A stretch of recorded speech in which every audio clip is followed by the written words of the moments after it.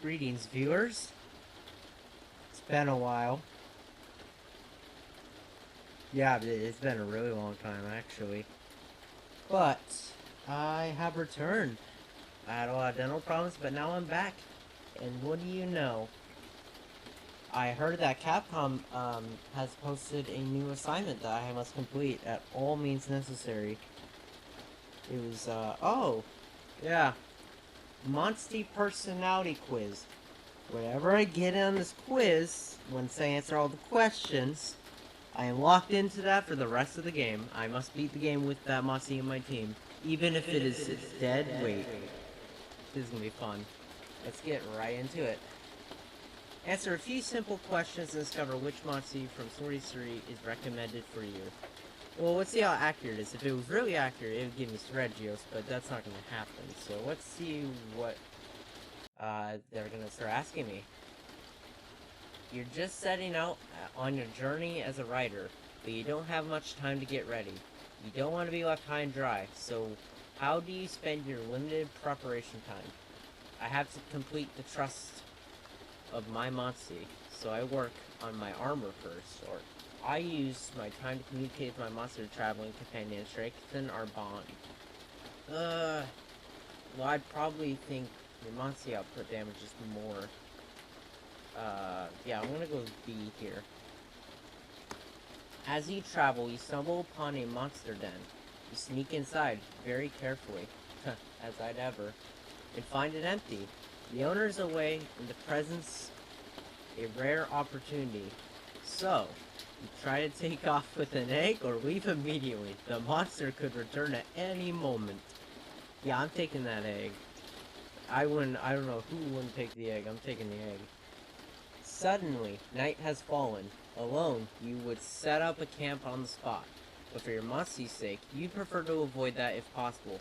Just as you're weighing your options, there's a sudden rustle from the bushes behind you. When you turn around, you see a large monster drawn by the scent of prey. I grab my weapon. A young animal separated from its parents. I breathe a sigh of relief. This is a really depth. Hold on. Let's write this down. So if you had a big monster this way, you had rustling grass, and you had a big monster here. Or am I paranoid? And instead, I see a small monster this way. I'm most likely gonna see the small monster. No big monster gonna scare me. I'm definitely gonna be selecting this one right here. Yeah, let's go with B. Alright. Yeah, let's go with B. You press on toward your destination.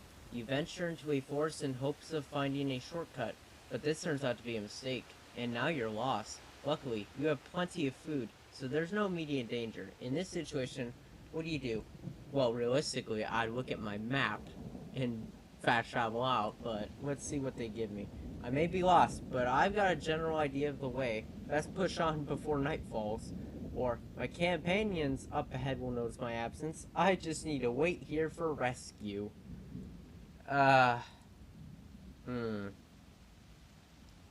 want to put myself in more loss to where no one can find me and just hope I find it? Or do I just sit there and set high expectations? Well, I don't ever trust my companions to get me through tough challenges.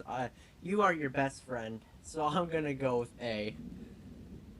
You are accompanying a senior writer on a mission. As a veteran, she naturally has a lot to teach you about combat, exploration, and working with monsters.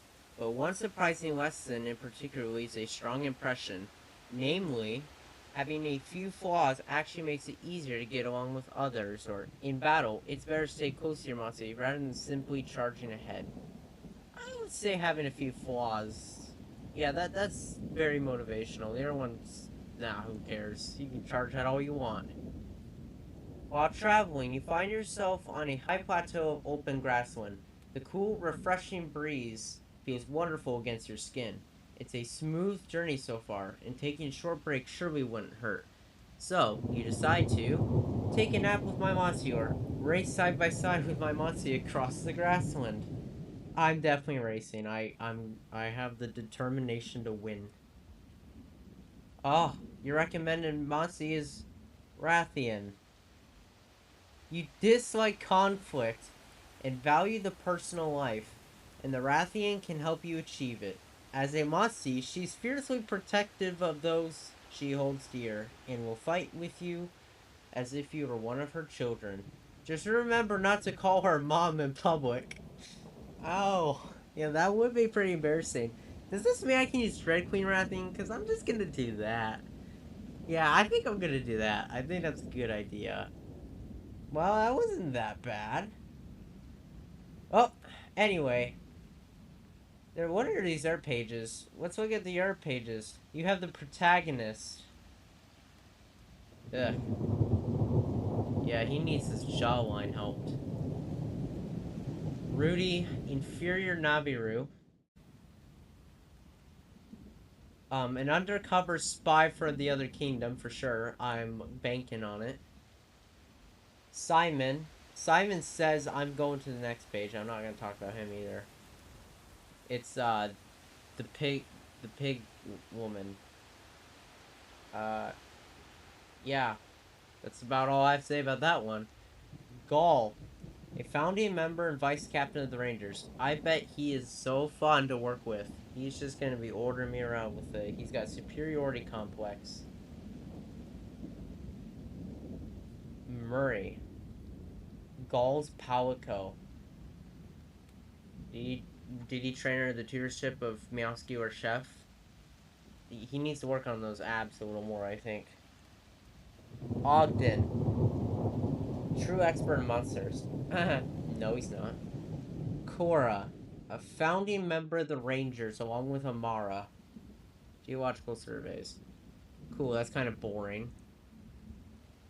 Amara. The protagonist, mother, and queen of Azuria. She founded the Rangers with the aim of protecting and preserving the natural environment. Oh god. Yeah, that's what they all say. But she had ulterior motives. We all will know this later on, huh? Arkin. Oh, that was the king's name. I just realized. Yeah, I didn't remember his name in the first video, and I still don't. The king of Azuria and father of the protagonist. Well, that's all we need to know. We're royalty. Clarissa. The queen of Vermeil and Eleanor's older sister.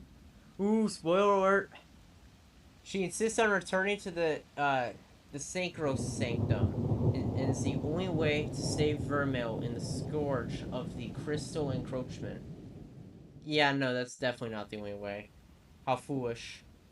Fiero. A loyal retainer of Vermeil's queen. He is instrumental in carrying out her will. In the shadows, he directs espionage units in various areas. Oh, so he's pulling the strings behind all the scenes. He has the present idea of crossing the meridian to Azuria's king, but was rejected. Ooh, yeah, he's definitely gonna be a problem, huh? Vandora. He looks like, fish people from Breath of the Wild. I don't remember the name.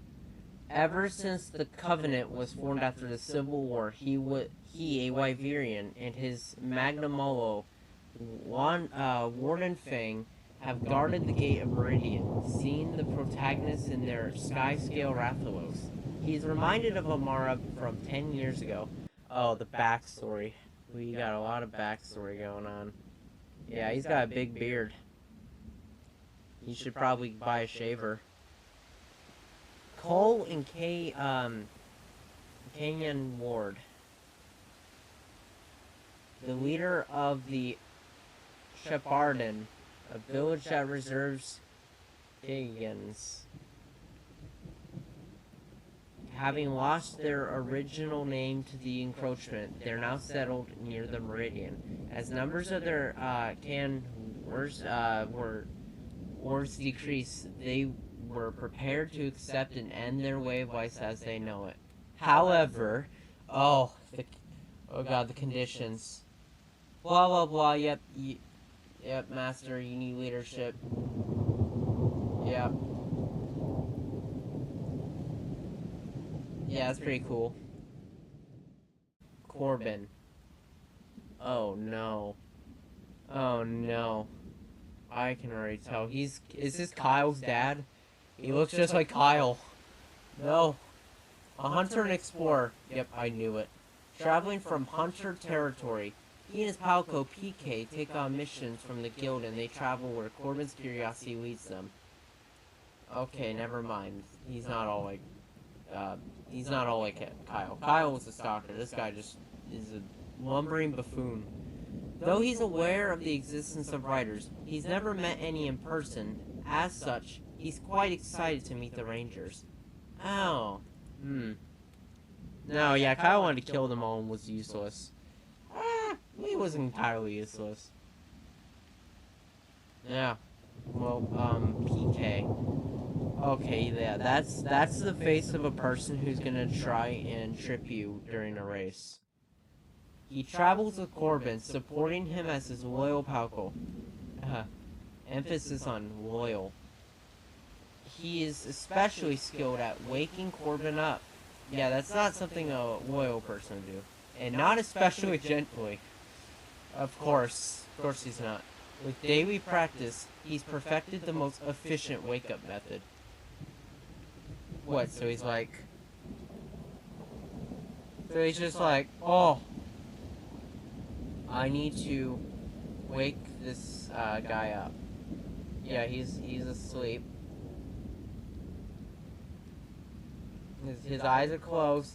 He's got Z's, and your best idea is to grab a mallet, probably this size. Yeah, you grab a giant mallet. That looks like a lamp. Let's give it a... Yeah. That looks like a lamp. Yeah, and then you're saying that you have a cat, a loyal friend, and name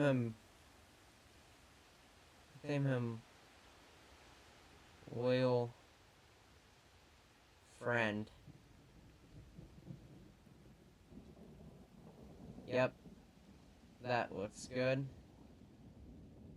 And he would look like this. He would then go on a long tangent about friendship and bonds while doodling aimlessly.